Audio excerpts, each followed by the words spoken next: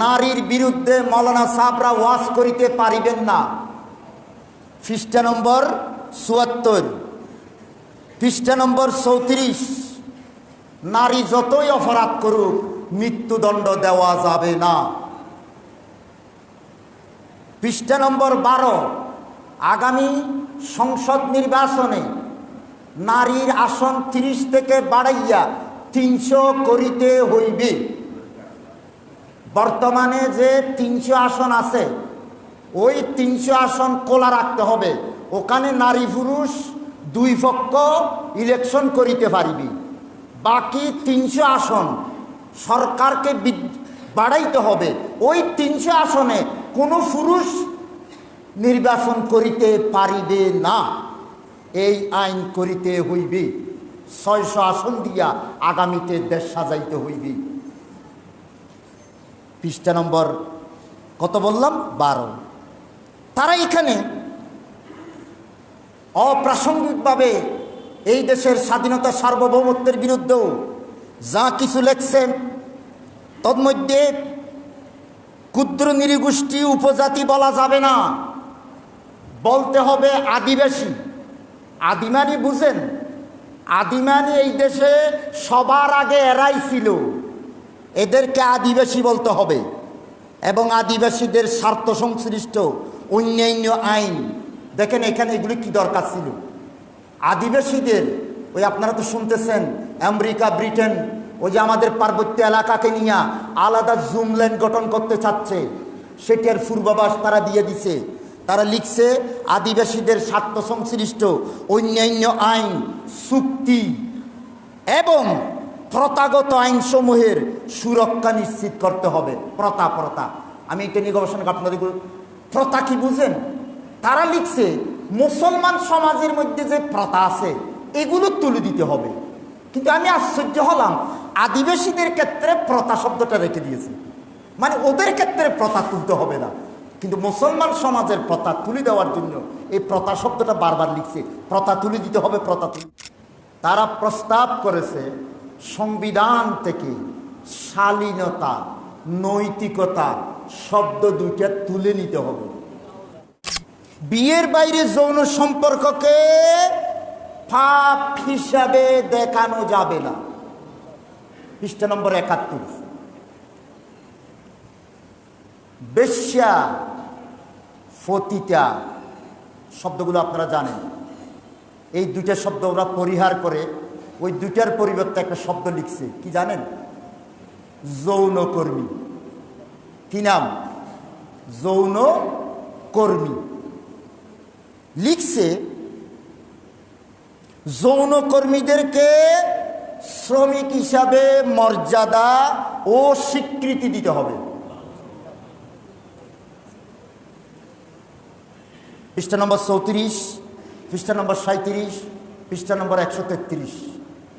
বারবার ঘুরিয়ে ঘুরিয়ে কথাগুলো আনছে। যৌনকর্মীদের স্বীকৃতি দিতে হবে। এই ধর্মগ্রন্থগুলি পুরুষ রচিত বিধি ব্যবস্থা ভিন্ন, আর কিছুই নহে।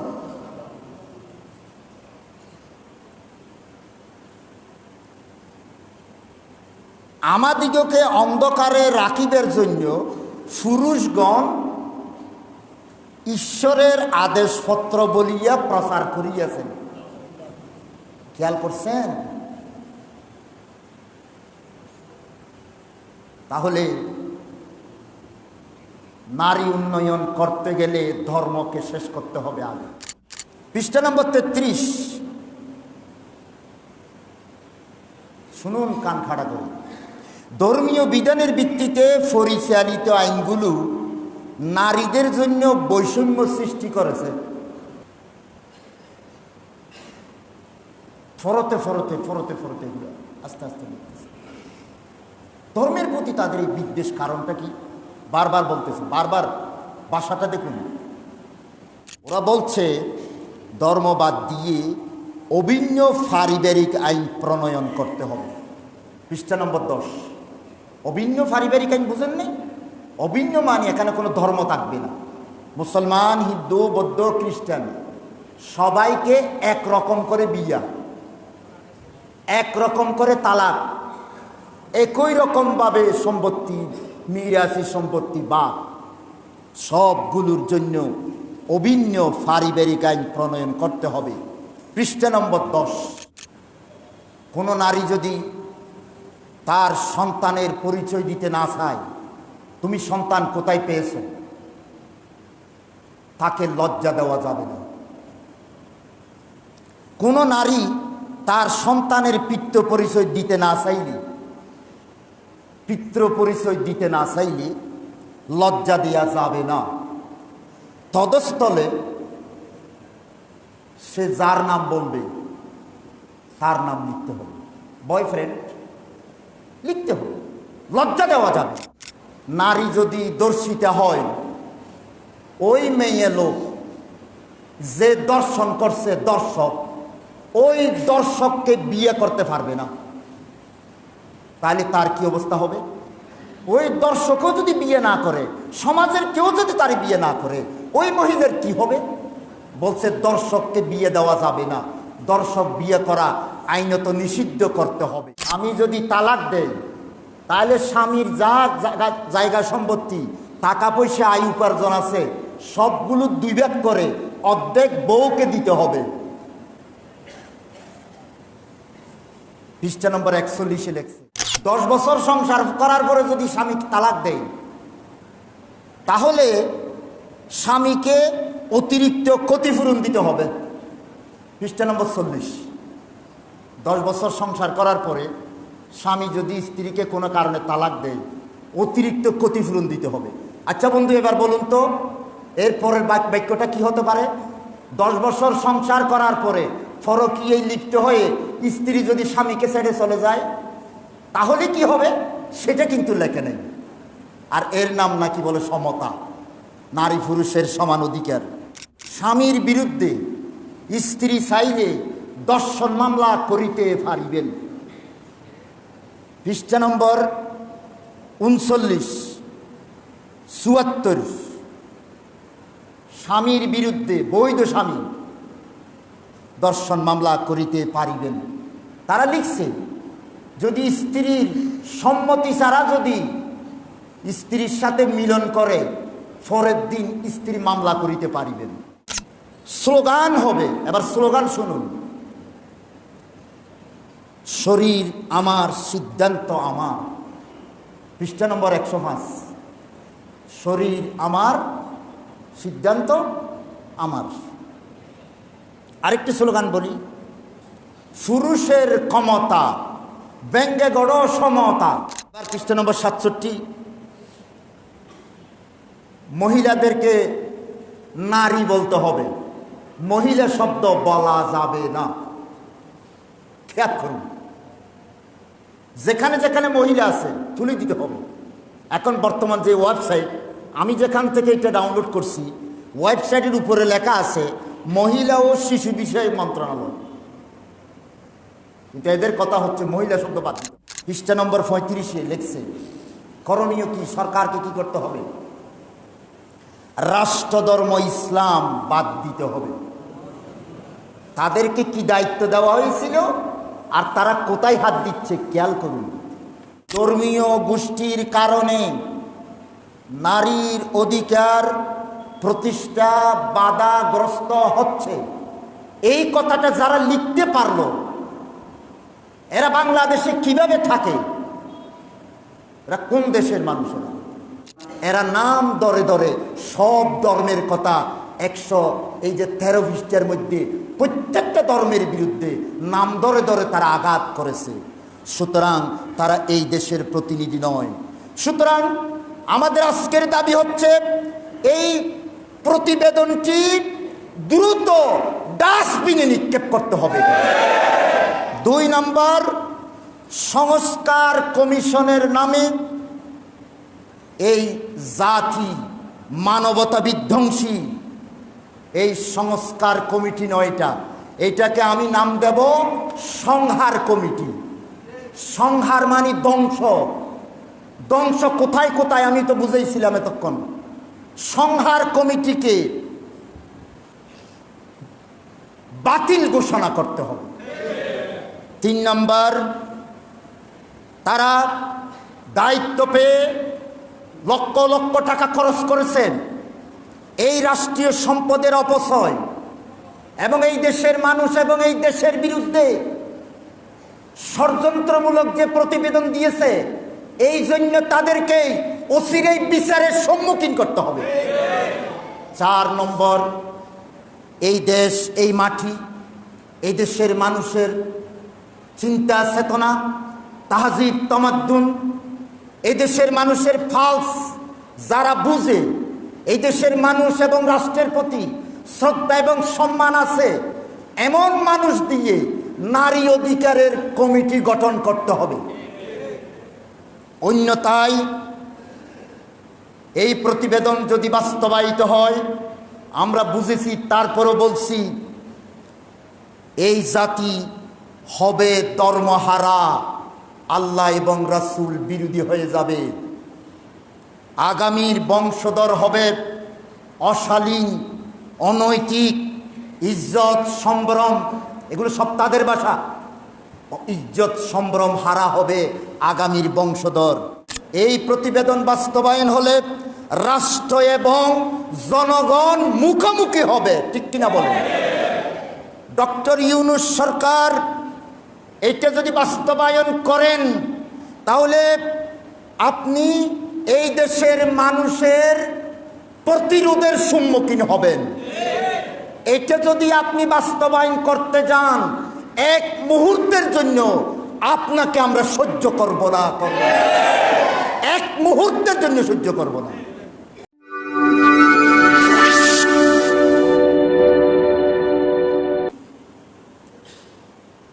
নারী বিষয়ক সংস্কার কমিশনের প্রতিবেদন সর্বক্ষেত্রে সর্বস্তরে নারীর প্রতি বৈষম্য বিলুপ্তি করে নারী পুরুষের সমতা অর্জন করার জন্য তারা প্রতিবেদনটি পেশ করেছে। এই প্রতিবেদনটিতে নারীর সমতার জন্য, আরো বলুন নারীকে ক্ষমতায়ন করার জন্য, নারীর প্রতি বৈষম্য নাকি চলছে আমাদের দেশে, বাংলাদেশে, এই বিষয়ে 3টি জঘন্য এবং মারাত্মক বিষয় তারা সেখানে উপস্থাপন করেছে। এটা আমার গবেষণা, আমি তাদের 313 পৃষ্ঠার প্রতিবেদনটি পড়লাম। তারা এখানে তুলে আনছে যে বাংলাদেশে নারী এবং পুরুষের ভিতর বৈষম্য চলতেছে, তাদের সমতা বিধান করতে হলে 1 নম্বর কাজ হবে ধর্মীয় আইন বাদ দিতে হবে। ভালো করে খেয়াল করুন, নারীর ক্ষেত্রে ধর্মের প্রশ্ন তোলা যাবে না। খুব খেয়াল করুন,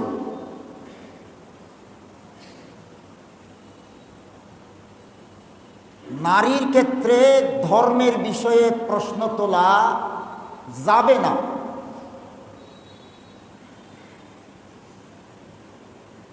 ধর্মীয় আইন যদি কিছু সংবিধানে থাকে, বেছে বেছে সেগুলো আগে বাদ দিতে হবে। এই বিষয়ে করণীয় না, কারণটা কি? ধর্মের উপর তাদের এত আক্রোশ কেন? ইসলামের উপর তাদের এই ব্যথা বেদনার কারণটা কি? তাদের কিছু ভাষা আপনাদেরকে পড়ে শোনাচ্ছি আমি। তাদের ভাষাটা আমি লিখে আনছি, শিক্ষিত সমাজ আপনারা শুনুন। ধর্মীয় আইন বাধ্যতামূলক হওয়ায় নারীরা বৈষম্যের শিকার হচ্ছে। খুব খেয়াল করুন, এদের ভাষা। ধর্মীয় আইন বাধ্যতামূলক কোথায় আছে? ও আছে, দুই একটা জিনিস আছে, একটু পরে শোনাচ্ছি। সংবিধানের কোন কোন জায়গায় নাকি একটু ধর্ম আছে। ভাষাটা খেয়াল করছেন? ধর্মীয় আইন বাধ্যতামূলক হওয়ায় নারীরা বৈষম্যের শিকার হন। পৃষ্ঠা নম্বর 9, পৃষ্ঠা নম্বর 11, এখানে একটা বাক্য লিখছে, আর দুইটার সাথে যোগ করছে, প্রথা, ধর্ম, নারীর প্রতি বিদ্বেষমূলক দৃষ্টিভঙ্গি। এখানে তো ধরুন ধর্ম শব্দটা আনছে। ধর্ম নারীর প্রতি বৈষম্যের মূল কারণ। মুখস্থ করেন, ডক্টর ইউনূস সরকারের কাছে মেসেজ পাঠান, এই প্রাণীগুলা কি চায় এই দেশে? এগুলো কি মানুষ নাকি কোনো পশু প্রাণী? আবার পড়ছি, ধর্ম নারীর প্রতি বৈষম্যের মূল কারণ। মূল কারণ, এই ধর্মই নারীদেরকে শেষ করে দিয়েছে। আরো ভাষা শুনুন, নারীর প্রতি সহিংসতা প্রতিরোধে, মানে নারীর প্রতি যে বিচার হচ্ছে, এটা যদি প্রতিরোধে প্রধান প্রতিবন্ধকতা হলো ধর্ম। এই ধর্মই নারীদেরকে শেষ করে দিচ্ছে। নারীদের সহিংসতা যে এই দেশে চলতেছে, আমরা এটাকে প্রতিরোধ করতে পারতেছি না শুধু ধর্মের কারণে। পৃষ্ঠা নম্বর 11, ব্যবসায়ী ভাই আপনারা ব্যবসা করতে থাকুন, আজানের পরেও মসজিদে আসবেন না।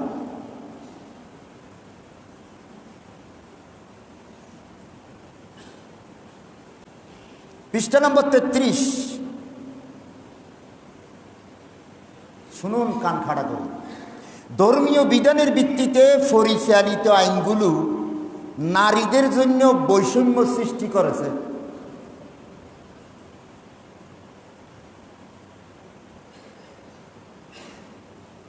ফরতে ফরতে ফরতে ফরতে এগুলো আস্তে আস্তে লিখতেছে। ধর্মের প্রতি তাদের এই বিদ্বেষ কারণটা কি? বারবার বলতেছে, বারবার ভাষাটা দেখুন। 26 নম্বর পৃষ্ঠায় আরেকটা শব্দ লেখছে, এখানে আপনারা সবাই আছেন। ধর্মীয় গোষ্ঠীর কারণে, আপনারা কিন্তু ধর্মীয় গোষ্ঠী, কি বলেন আপনারা ধর্ম মানেন না? ধর্মীয় গোষ্ঠীর কারণে, তাহলে এই মহিলাগুলা ক্লিয়ার হচ্ছে কিনা এরা কোন ধরনের মহিলা? ডক্টর ইউনূস সরকার কাদের হাতে এই প্রতিবেদন পেশ করার জন্য তুলে দিয়েছিলেন? জাতি জানতে চাইবে আপনার কাছে, এরা বাংলাদেশের প্রাণী কিনা, এরা বাংলাদেশের মহিলা কিনা? এই মহিলাগুলো 10টা মহিলা, কারো চুল বাবলি কাটা, একজনের মাথায় একটা কাপড় ফেঁসাই দিছি, আর বাকি 9 জন ওইভাবে। 70 টাকা ফরজ, নারীর মাথায় কাপড় দেওয়া ফরজ। সেটা বলবার জন্য আমি আসিনি। কি ধর্মীয় গোষ্ঠীর কারণে নারীর অধিকার প্রতিষ্ঠা বাধাগ্রস্ত হচ্ছে। এতক্ষণ গেছে ধর্ম, এবার হলেন মুসলমান। এই ধর্মীয় গোষ্ঠীর কারণে নারীর অধিকার, ধর্মীয় গোষ্ঠীর কারণে, এখানে জামাত ইসলামের কথা বলে নেই, শিবিরের কথা বলে নেই, হেফাজত ইসলামের কথা বলে নেই। ধর্মীয় গোষ্ঠী কারা? পৃষ্ঠা নম্বর 70, এখানে বেগম রোকিয়ার উদ্ধৃতি দিয়ে যা লিখছে তা আমি পড়ে শোনাচ্ছি। এই যে কোরআন এবং হাদিস, এগুলোকে বলে ধর্মগ্রন্থ। ভাষাটা খেয়াল করুন। এই ধর্মগ্রন্থগুলি মানে বলতে চাচ্ছে কোরআন হাদিস এগুলো কোনো আল্লাহর পক্ষ থেকে আসে নাই, এগুলো মানুষ বানাইছে। মানুষ মানে পুরুষেরা বানাইছে। শুনবেন ভাষা, ভাষা শুনবেন। ধর্মীয় গোষ্ঠীর কারণে নারীর অধিকার প্রতিষ্ঠা বাধাগ্রস্ত হচ্ছে, এই কথাটা যারা লিখতে পারলো, এরা বাংলাদেশে কিভাবে থাকে? এরা কোন দেশের মানুষেরা? এই ধর্মগ্রন্থগুলি পুরুষ রচিত বিধি ব্যবস্থা ভিন্ন, আর কিছুই নহে।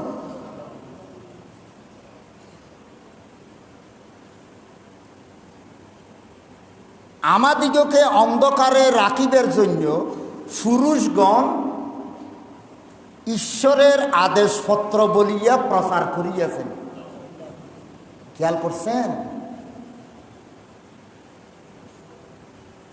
তাহলে নারী উন্নয়ন করতে গেলে ধর্মকে শেষ করতে হবে আগে। ধর্মের নামে আমরা নাকি কি করতেছি শুনলেন তো। তাহলে এই ব্যাপারে করণীয় কি? তারা যা লিখছে তার সার কথাগুলো শুনাই। 1 নম্বর, আপনারা জানেন বাংলাদেশের সংবিধানে বর্তমানে রাষ্ট্রধর্ম ইসলাম লেখা আছে। শুধু লেখা আছে আর কি। যেভাবে রাষ্ট্রীয় ফুল, জাতীয় ফুল, জাতীয় ফল আছে, জাতীয় ফাঁকি, জাতীয় পশু, সেইভাবে অন্তত একটা শব্দ লেখা আছে রাষ্ট্রধর্ম ইসলাম। তাদের ভাষাটা খেয়াল করুন। পৃষ্ঠা নম্বর 35-এ লিখছে করণীয় কি, সরকারকে কি করতে হবে? রাষ্ট্রধর্ম ইসলাম বাদ দিতে হবে। তাদেরকে কি দায়িত্ব দেওয়া হয়েছিল আর তারা কোথায় হাত দিচ্ছে খেয়াল করুন। ওরা বলছে ধর্ম বাদ দিয়ে অভিন্ন পারিবারিক আইন প্রণয়ন করতে হবে। পৃষ্ঠা নম্বর 10। অভিন্ন পারিবারিক আইন বুঝেন নেই? অভিন্ন মানে এখানে কোনো ধর্ম থাকবে না।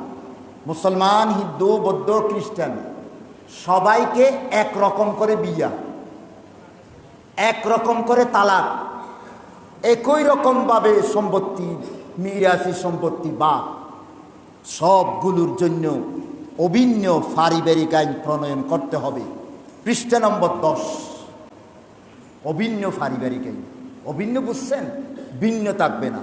এখন আমাদের সংবিধান অনুযায়ী হিন্দুরা হিন্দু ধর্ম মতে বিয়ে শাদী করে, মুসলমান ধর্ম অনুযায়ী, খ্রিস্টানরা খ্রিস্টান ধর্ম, বৌদ্ধরা বৌদ্ধ ধর্ম অনুযায়ী। কিন্তু তাদের প্রস্তাব হলো ধর্ম সবশেষ, অভিন্ন পারিবারিক আইন। অভিন্ন শব্দটা খেয়াল করবেন।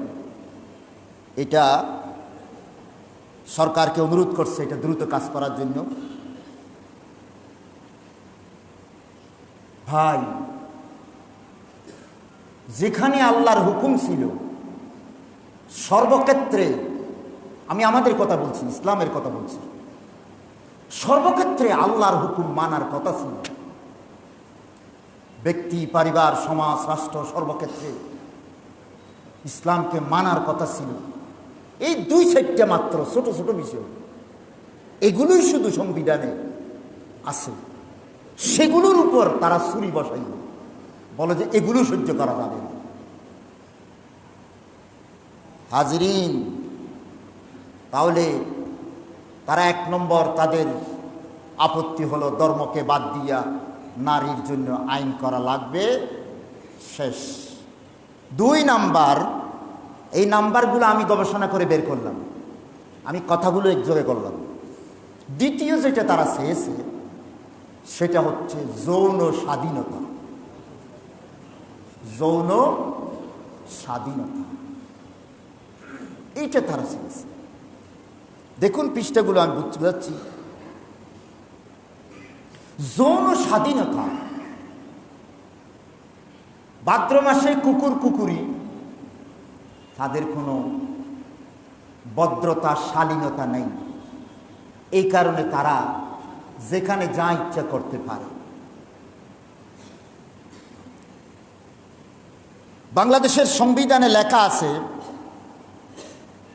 যে নারীর অধিকারের কথা লেখা আছে, বর্তমানে আছে, এবং নারী পুরুষের সমান এই কথাটাও লেখা আছে বর্তমান সংবিধানে। এটা আগে হয়ে গেছে, আসলে আগে অনেক কিছু হয়ে গেছে যেগুলো কি বলবো, অনেকটা বাস্তবায়ন হয়ে গেছে। এই যে দেখেন না, মাদ্রাসাগুলোতে যেখানে ছেলেরা পড়তেছে, বড় বড় ছেলেরা, সেখানে মহিলাদেরকে দিয়ে দিচ্ছে সরকার। পুরুষ প্রতিষ্ঠানে মহিলা, আর মহিলা মাদ্রাসায় পুরুষ, পরিকল্পিতভাবে দিয়ে দিছে অনেক আগে। এগুলো চিল্লে আর কি করব, কারণ এই দেশের মুসলমানদেরকে তো ইসলাম বুঝাইতে পারি নাই আমরা। যেখানে আজান দিলে মসজিদে ঢুকাইতে পারি নাই, সেখানে আর এই দেশের মুসলমানদেরকে কি বুঝাবো? দিন কায়েমের কথা কি বুঝাবো? নামাজ কায়েম করাইতে পারি নাই। এখন যৌন স্বাধীনতা, এই যৌন স্বাধীনতার জন্য তাদের প্রস্তাবগুলো শুনুন, বাসাগুলোর দিকে খেয়াল করুন। বিয়ের বাইরে, খেয়াল করুন, বিয়ের বাইরে যৌন সম্পর্ককে পাপ বলা যাবে না। খেয়াল করুন ও ব্যবসায়ী ভাইরা, আল্লাহর গজব আসতে দেরি নেই। আমি ব্যবসায়ী ভাই কেন বলছি? কারণ আমি ব্যবসায়ী অঞ্চলে খুতবা দিচ্ছি। আপনারা এখনো আজানের পরে ব্যবসা করতেছেন।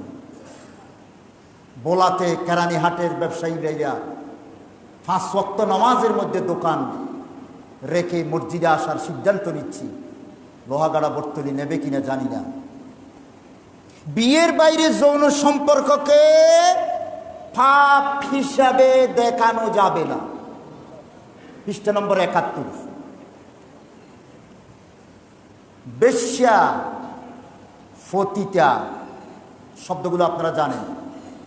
এই দুইটা শব্দ ওরা পরিহার করে ওই দুইটার পরিবর্তে একটা শব্দ লিখছে, কি জানেন? যৌনকর্মী। কি নাম? যৌনকর্মী লিখছে। যৌনকর্মীদেরকে শ্রমিক হিসাবে মর্যাদা ও স্বীকৃতি দিতে হবে। পৃষ্ঠা নম্বর 34, পৃষ্ঠা নম্বর 37, পৃষ্ঠা নম্বর 133। বারবার ঘুরিয়ে ঘুরিয়ে কথাগুলো আনছে। যৌনকর্মীদের স্বীকৃতি দিতে হবে, মর্যাদা দিতে হবে ওদেরকে।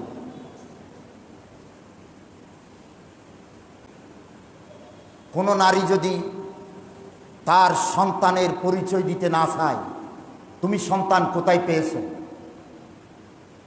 তাকে লজ্জা দেওয়া যাবে না। কোনো নারী তার সন্তানের পিতৃ পরিচয় দিতে না চাইলে, লজ্জা দেওয়া যাবে না। তদস্থলে সে যার নাম বলবে তার নাম লিখতে হবে, বয়ফ্রেন্ড লিখতে হবে, লজ্জা দেওয়া যাবে না। অভিভাবকের নাম দিতে পারবে ওই মহিলা, ওর বাবাকে জিজ্ঞাসা করা যাবে না। যৌন স্বাধীনতা, যৌন স্বাধীনতা, যৌন স্বাধীনতা। ডক্টর ইউনূস সাহেব, আপনি এইটা প্রতিবেদনটা হাতে নিয়ে বলছেন, এটা বাস্তবায়ন অচিরেই করা হবে। আপনার ব্যাপারে আমরা সিদ্ধান্ত নিতে যাচ্ছি। আপনি না পড়ে কথা কেন বলছেন? আপনি শিক্ষিত মানুষ। আরেকটা লিখছে, অন্যান্য লিঙ্গের অধিকার নিশ্চিত করতে হবে। ভাষাটা খেয়াল করুন। নারীর অধিকার তো বটে, তো নারী আর পুরুষের অধিকার আছে। আরেকটা আছে হিজেড়া, শব্দ একটাও আনে নেই। নারীর পরে লেখছে অন্যান্য লিঙ্গ। শিক্ষিত সমাজ, শিক্ষা অর্জন করেছেন তো, একটু খেয়াল করুন। অন্যান্য লিঙ্গ, যে বিষয়ে আমি কয়েকটা খুতবা রেখেছিলাম, ট্রান্সজেন্ডার, সমকামী, উভয়কামী, এই সমস্ত জিনিসগুলো আনার জন্য অন্যান্য লিঙ্গ, খেয়াল করুন, ওদের অধিকার নাকি নিশ্চিত করতে হবে। অন্যান্য লিঙ্গের অধিকার নিশ্চিত করতে হবে। আরেকটা ভাষা খেয়াল করুন,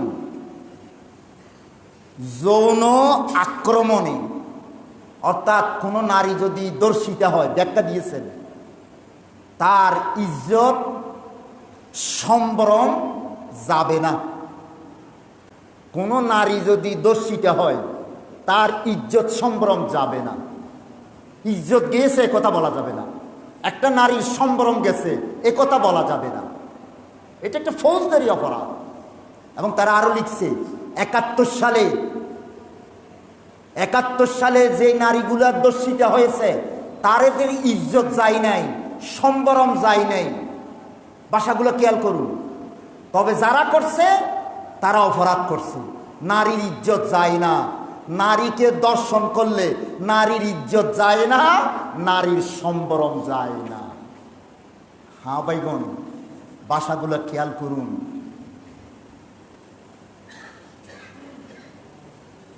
তাহলে যৌন স্বাধীনতা 2 নম্বর। তৃতীয়ত তারা যেটা চেয়েছে, 3 নম্বর হচ্ছে তারা যেটা বুঝাচ্ছে পাশ্চাত্যের নারীদের মতো মুক্ত স্বাধীন জীবন। নারীদেরকে, বাংলাদেশের নারীদেরকে ইউরোপ আমেরিকার নারীদের মতো মুক্ত স্বাধীন জীবন দিতে হবে। এই জন্য তারা যা যা প্রস্তাব করছে সেগুলো একটু শুনাই। সংবিধানে লেখা আছে নৈতিকতা, শালীনতা, 2টা শব্দ আছে। তারা প্রস্তাব করেছে সংবিধান থেকে শালীনতা, নৈতিকতা শব্দ 2টা তুলে নিতে হবে। বুঝেছেন? এরা কি মানুষ নাকি? চিন্তা করুন। প্রথমে তো ধর্মের কথা বলছে, ধর্মতবাদ। এবার শালীনতা, নৈতিকতা শব্দগুলো রাখা যাবে না। তারা এটা লেখছে যে নৈতিকতার দোহাই দিয়া, শালীনতার দোহাই দিয়া নারীরা আজকে স্বাধীন হতে পারতেছে না। কয় অশালীন পোশাক পরছে, অশালীন কাজ করছে, অনৈতিক কাজ করছে, এই কথাগুলো বলতেছে। তা সংবিধান থেকে এই 2টা শব্দ তুলে দেওয়া হোক। কি কি শব্দ? শালীনতা, নৈতিকতা, 2টা তুলে দিতে হবে। অর্থাৎ নারীরা চলবে অশালীন হয়ে, নারীদের কোনো নৈতিকতার ধার ধারতে হবে না। একটু আগে তো শুনছেন ইজ্জত, সম্ভ্রম, ওদের ভাষা। নারীদের ইজ্জত গেছে বলা যাবে না, সম্ভ্রম গেছে বলা যাবে না। এগুলো বাদ দিতে হবে। নারী পাশ্চাত্যের নারীদের মতো মুক্ত স্বাধীন জীবন যাপন করবে। খেয়াল করুন ভাষা আরেকটা, এটা পৃষ্ঠা নম্বর 34। এবার পৃষ্ঠা নম্বর 67। মহিলাদেরকে নারী বলতে হবে, মহিলা শব্দ বলা যাবে না।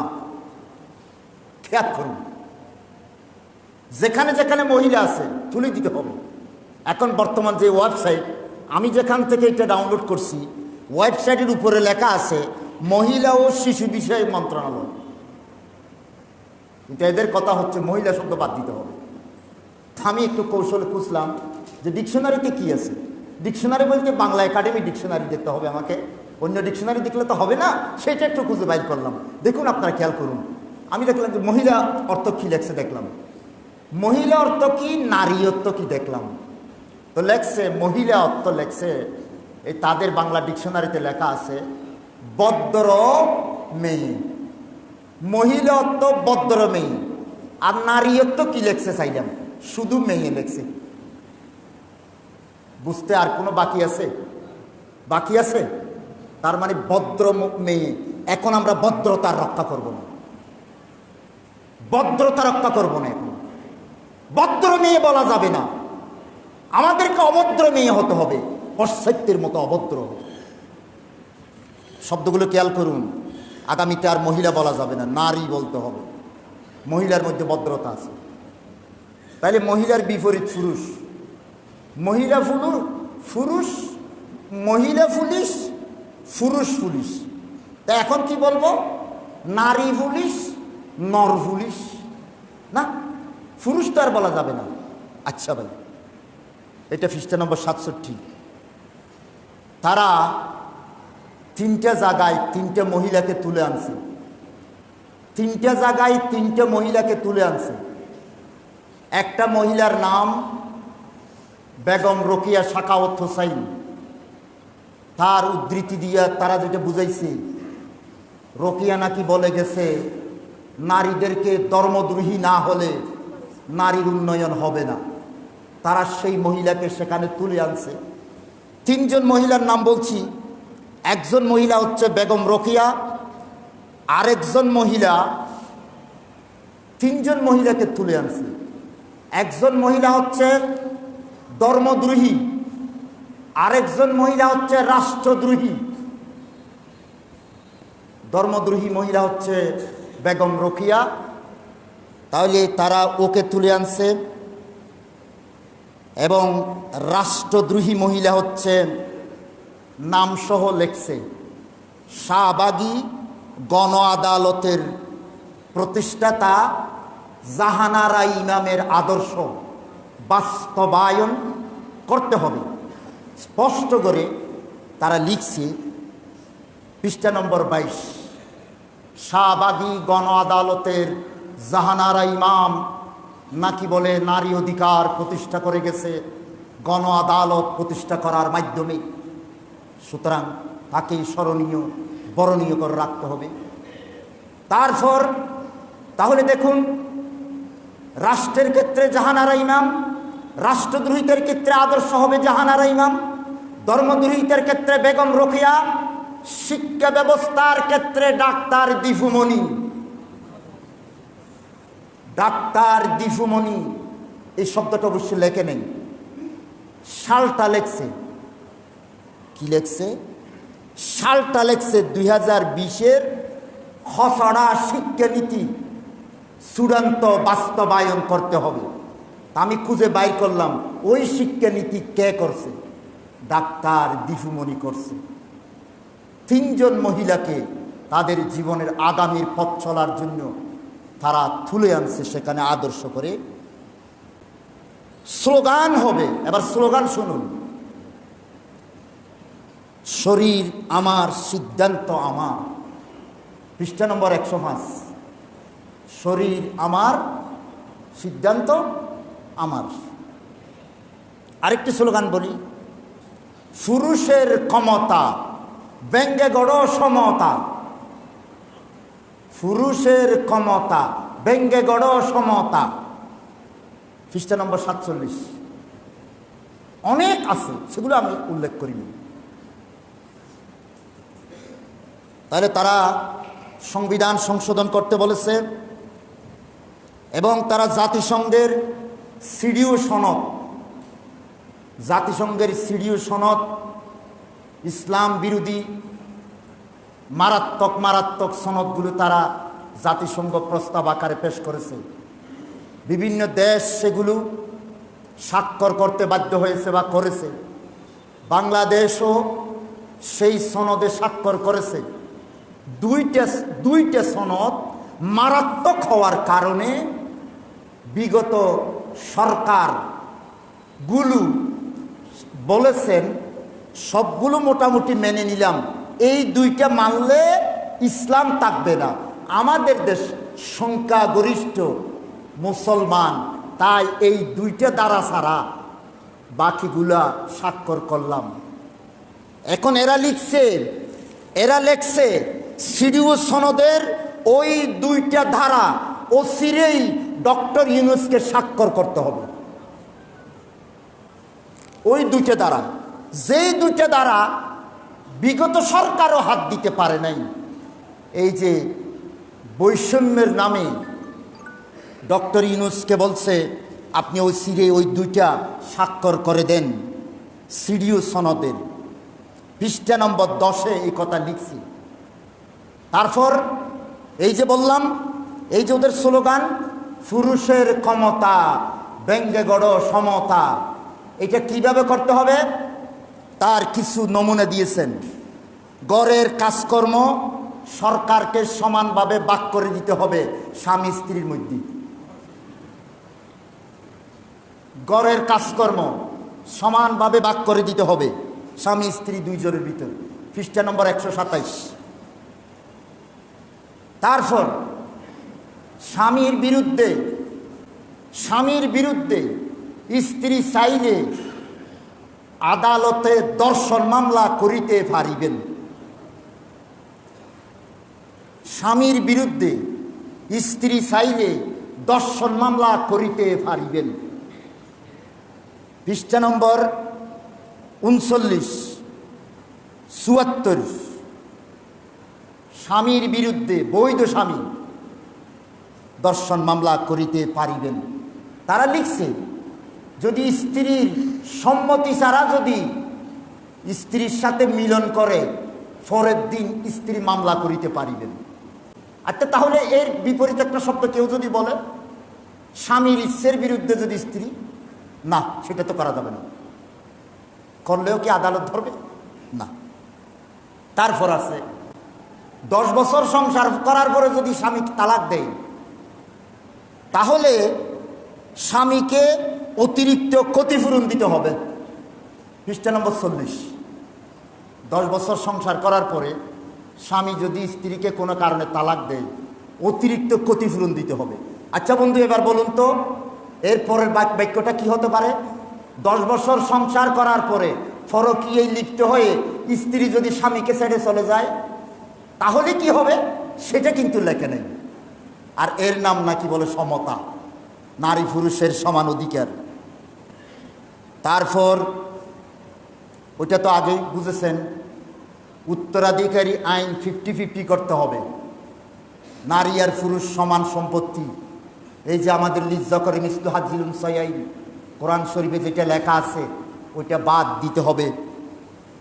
এবং আরও আশ্চর্য, ওই যে স্বামী যদি তালাক দেয় কোনো স্ত্রীকে, বিয়ে করার পর থেকে ব্যবসা বাণিজ্য করে চাকরি বাকরি করে স্বামীর উপার্জন যা হয়েছে তার 50-50 ভাগ করে বউকে অর্ধেক দিয়ে দিতে হবে। স্বামী যদি তালাক দেয় তাহলে স্বামীর যা জায়গা সম্পত্তি, টাকা পয়সা, আয় উপার্জন আছে সবগুলো 2 ভাগ করে অর্ধেক বউকে দিতে হবে। পৃষ্ঠা নম্বর 41 লেখছে অর্ধেক বউকে দিতে হবে। পৃষ্ঠা নম্বর 74, নারীর বিরুদ্ধে মৌলানা সাহেবরা ওয়াজ করিতে পারিবেন না। পৃষ্ঠা নম্বর 74। পৃষ্ঠা নম্বর 34, নারী যতই অপরাধ করুক মৃত্যুদণ্ড দেওয়া যাবে না। পৃষ্ঠা নম্বর 12, আগামী সংসদ নির্বাচনে নারীর আসন 30 থেকে বাড়াইয়া 300 করিতে হইবে। বর্তমানে যে 300 আসন আছে ওই 300 আসন খোলা রাখতে হবে। ওখানে নারী পুরুষ 2 পক্ষ ইলেকশন করিতে পারিবে। বাকি 300 আসন সরকারকে বাড়াইতে হবে। ওই 300 আসনে কোনো পুরুষ নির্বাচন করিতে পারিবে না। এই আইন করিতে হইবে। 600 আসন দিয়া আগামীতে দেশ সাজাইতে হইবে। পৃষ্ঠা নম্বর কত বললাম? 12। তারা এখানে অপ্রাসঙ্গিকভাবে এই দেশের স্বাধীনতা সার্বভৌমত্বের বিরুদ্ধেও যা কিছু লেখছেন, তন্মধ্যে ক্ষুদ্র নৃগোষ্ঠী উপজাতি বলা যাবে না, বলতে হবে আদিবাসী। আদিমানি বুঝেন? আদিমানি এই দেশে সবার আগে এরাই ছিল, এদেরকে আদিবাসী বলতে হবে। এবং আদিবাসীদের স্বার্থ সংশ্লিষ্ট অন্যান্য আইন দেখেন, এখানে এগুলি কি দরকার ছিল? আদিবাসীদের ওই আপনারা তো শুনতেছেন আমেরিকা, ব্রিটেন ওই যে আমাদের পার্বত্য এলাকাকে নিয়ে আলাদা জুমল্যান্ড গঠন করতে চাচ্ছে, সেটার পূর্বাভাস তারা দিয়ে দিছে। তারা লিখছে আদিবাসীদের স্বার্থ সংশ্লিষ্ট অন্যান্য আইন, চুক্তি এবং প্রথাগত আইনসমূহের সুরক্ষা নিশ্চিত করতে হবে। প্রথা আমি এটা নিয়ে গবেষণা আপনাদের, প্রথা কি বুঝেন? তারা লিখছে মুসলমান সমাজের মধ্যে যে প্রথা আছে এগুলো তুলে দিতে হবে। কিন্তু আমি আশ্চর্য হলাম, আদিবাসীদের ক্ষেত্রে প্রথা শব্দটা রেখে দিয়েছে, মানে ওদের ক্ষেত্রে প্রথা তুলতে হবে না। কিন্তু মুসলমান সমাজের প্রথা তুলে দেওয়ার জন্য এই প্রথা শব্দটা বারবার লিখছে, প্রথা তুলে দিতে হবে, প্রথা তুলিতে হবে। কিন্তু এদের ক্ষেত্রে বলছে প্রথাগত এটা নিশ্চিত করতে হবে। পৃষ্ঠা নম্বর 35। বাঙালি রাষ্ট্রবিরোধী এই কথা বলেছেন। তারা নারীর অধিকার বিরোধী কথা বলার মধ্যে আরও দুই একটি কথা। একটা হচ্ছে গত সরকার একটা আইন সংশোধনী করছে, 18 বছরের আগে যৌক্তিক কারণ ফেলে কোনো মহিলাকে সরকারের অনুমতি নিয়ে না কোনো মেয়েকে বিয়ে দিলে অপরাধ হবে না। এমনি 18 বছর আগে বিয়ে দেওয়া অপরাধ, কিন্তু বিশেষ কারণে 18 বছরের আগে অনুমতি নিয়ে বিয়ে দিতে পারবেন। তারা লিখছে 18 বছরের আগে বিশেষ সুযোগে বিয়ে দেওয়ার আইনটি অচিরেই রহিত করতে হবে, মানে ওইটাও তুলে দিতে হবে। 58 পৃষ্ঠায় লেখছে। আরেকটা লেখছে, নারী যদি দর্শিতা হয়, ওই মেয়ে লোক যে দর্শন করছে দর্শক, ওই দর্শককে বিয়ে করতে পারবে না। তাহলে তার কি অবস্থা হবে?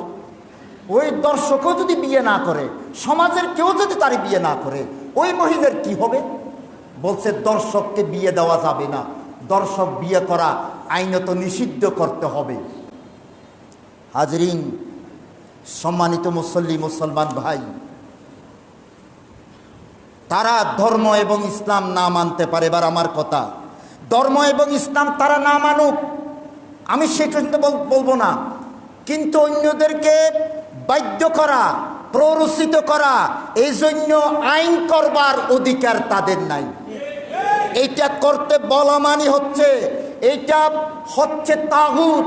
তাগুত মানে হচ্ছে যে নিজে আল্লাহর হুকুম মানবে না, অন্যকেও মানতে দেবে না। আল্লাহর কোরআন বলছে আনিবুদুল্লাহ, ও মুসলমান আল্লাহর ইবাদত করো, ওয়াজতানিবুত তাগুত, তাগুতকে শেষ করো, তাগুত থেকে 1000 মাইল দূরে থাকো, তাদের সাথে সম্পর্ক ছিন্ন করো। সূরা নিসার আয়াত, আল্লাযীনা আমানু ইউকাতিলুনা ফি সাবিলিল্লাহ ওয়াল্লাযীনা কাফারু ইউকাতিলুনা ফি সাবিলিত তাগুত। যারা বেঈমান, যারা কাফের নাস্তিক, এই তাগুতদের সহযোগী হবে, আর যারা সত্যিকার ইমানদার তারা তাদের বিরুদ্ধে লড়াই করবে। আমার 2 নম্বর কথা, যৌন স্বাধীনতা যারা চায় তারা মানুষ নয়, তারা পশু। তারা পশু নয়, পশুর চাইতে অদম। কুকুরে যৌন স্বাধীনতা চায় না, শিয়াল কুকুরে যৌন স্বাধীনতা চায় না। তো কোরআন বলছে উলাইকা কাল আনাম, তারা তো পশুর মতো, বলহুম আদল, পশুর চাইতে অদম। কোরআনের সেই প্রতিচ্ছবি এই নারী বিষয়ক সংস্কার কমিটির এই মুখগুলি। সুতরাং 3 নম্বর, তারা পশ্চিমা নারীদের প্রতিনিধি, ইউরোপ আমেরিকার নারীদের প্রতিনিধি। তারা এই দেশের মুসলিম, হিন্দু, বৌদ্ধ, খ্রিস্টান নারী তো বটে, এই দেশের বাঙালি নারীদের প্রতিনিধি তারা হয়। ডক্টর ইউনূসকে আমরা বলবো তারা বাঙালি নারীর প্রতিনিধি নয়। বাঙালি কারে বলা হয়? বাঙালি মানে যারা ইসলাম মানে, বাঙালি মানে যারা হিন্দু ধর্ম মানে, বাঙালি মানে বৌদ্ধ, বাঙালি মানে খ্রিস্টান। এরা নাম ধরে ধরে সব ধর্মের কথা 113 পৃষ্ঠার মধ্যে প্রত্যেকটা ধর্মের বিরুদ্ধে নাম ধরে ধরে তারা আঘাত করেছে। সুতরাং তারা এই দেশের প্রতিনিধি নয়। সুতরাং আমাদের আজকের দাবি হচ্ছে এই প্রতিবেদনটি দ্রুত ডাস্টবিনে নিক্ষেপ করতে হবে। 2 নম্বর, সংস্কার কমিশনের নামে এই জাতি মানবতা বিধ্বংসী এই সংস্কার কমিটি নয়, এটাকে আমি নাম দেব সংহার কমিটি। সংহার মানে ধ্বংস। ধ্বংস কোথায় কোথায় আমি তো বুঝাইছিলাম এতক্ষণ। সংহার কমিটিকে বাতিল ঘোষণা করতে হবে। 3 নম্বর, তারা দায়িত্ব পেয়ে লক্ষ লক্ষ টাকা খরচ করেছেন। এই রাষ্ট্রীয় সম্পদের অপচয়, এবং এই দেশের মানুষ এবং এই দেশের বিরুদ্ধে ষড়যন্ত্রমূলক যে প্রতিবেদন দিয়েছে, এই জন্য তাদেরকে অচিরেই বিচারের সম্মুখীন করতে হবে। 4 নম্বর, এই দেশ, এই মাটি, এই দেশের মানুষের চিন্তা চেতনা, তাহজিব তামাদ্দুন, এই দেশের মানুষের ফালস যারা বুঝে, এই দেশের মানুষ এবং রাষ্ট্রের প্রতি শ্রদ্ধা এবং সম্মান আছে, এমন মানুষ দিয়ে নারী অধিকারের কমিটি গঠন করতে হবে। অন্যথায় এই প্রতিবেদন যদি বাস্তবায়িত হয়, আমরা বুঝেছি, তারপরও বলছি, এই জাতি হবে ধর্মহারা, আল্লাহ এবং রাসূল বিরোধী হয়ে যাবে। আগামীর বংশধর হবে অশালীন, অনৈতিক, ইজ্জত সম্ভ্রম, এগুলো সব তাদের ভাষা, ইজ্জত সম্ভ্রম হারা হবে আগামীর বংশধর। 3 নম্বর, পারিবারিক ব্যবস্থায় অশান্তি নেমে আসবে, ব্যঙ্গে পড়বে, পারিবারিক সুখ ব্যবস্থা ব্যঙ্গে পড়বে। কারণ ইসলাম অনুযায়ী নেকা দেওয়া যাবে না, তালাকও হবে না, অবিবাহিকত্ব হবে না, কোরফসও হবে না, কিছুই হবে না, আগামীতে কিছুই মানা হবে না। 4 নম্বর, সমাজ হবে বিশৃঙ্খল, শুরু হবে অবক্ষয়। শুনেন, তারা কি বলছে জানেন? তারা বাস করে দিছে, কয় এই আইনগুলো, এই যে ইন্টারিম গভর্নমেন্ট থাকা অবস্থায় অস্থায়ী সরকার এই আইনগুলো বাস্তবায়ন করবে, স্থায়ী সরকার এগুলো বাস্তবায়ন করবে। ফয়ন আকারে দিয়ে দিছে, খাওয়ার নিয়ম সহ বুঝে দিছে। আর বলছে এই আইনগুলো করার সময় লিখতে হবে ঐচ্ছিক, তার মানে কেউ মানবে কেউ মানবে না। দেখেন, ওই যে আমাদের একটু সান্ত্বনা দিচ্ছে, ঐচ্ছিক বলে। আমার বেগুন বন্ধুগণ, কোরআনুল করিমের সূরাতুল আহজাবে বলতেছেন, কোনো মুমিন পুরুষ নারীর পক্ষে এটা কোনো সুযোগ নাই। ইজা কাযাল্লাহু ওয়া রাসূলুহু আমরান, আল্লাহ রাসূলের কোনো আইন আল্লাহ যদি দেন, আন ইয়াকুনা লাহুমুল খিয়ারাতু, খিয়ারাতু মানে ঐচ্ছিক। এখানে কোনো ঐচ্ছিক বলতে কিছু থাকবে না, মিন আমরিহিম, বরং যারা আল্লাহর আইনের বিরুদ্ধে চলে যাবে, ওয়ামান ইয়াসিল্লাহা ওয়া রাসূলাহু ফাকাদ দাল্লা দালালাম মুবিনা। সূরাতুন নূরের মধ্যে বলছেন, আল্লাহ পাক বলছেন, ফালইয়াহযারিল্লাযিনা ইউখালিফুনা আন আমরিহি, আল্লাহর হুকুমের বিরোধিতা যারা করবে, আন তুসিবাহুম ফিতনা, তাদের উপর আল্লাহর পক্ষ থেকে ফিতনা চলে আসবে, ও ইউসিবাহুম আযাবুন আলীম, অথবা সেই কিয়ামতের ময়দানে মৃত্যুর পরে আযাবে আলীম আসতেছে। সুতরাং আমাদের কথা হবে এই প্রতিবেদন বাস্তবায়ন হলে রাষ্ট্র এবং জনগণ মুখোমুখি হবে, ঠিক কিনা বলেন? ডক্টর ইউনূস সরকার এটা যদি বাস্তবায়ন করেন, তাহলে আপনি এই দেশের মানুষের প্রতিরোধের সম্মুখীন হবেন। এটা যদি আপনি বাস্তবায়ন করতে যান, এক মুহূর্তের জন্য আপনাকে আমরা সহ্য করব না, এক মুহূর্তের জন্য সহ্য করব না। আল্লাহ পাক আমাদেরকে এই ব্যাপারে যার যার অবস্থান থেকে ডক্টর ইউনূস সরকারের কাছে মেসেজ পাঠানোর জন্য আল্লাহ তৌফিক দান করুন, আমিন। আসসালামু আলাইকুম ওয়া রাহমাতুল্লাহ।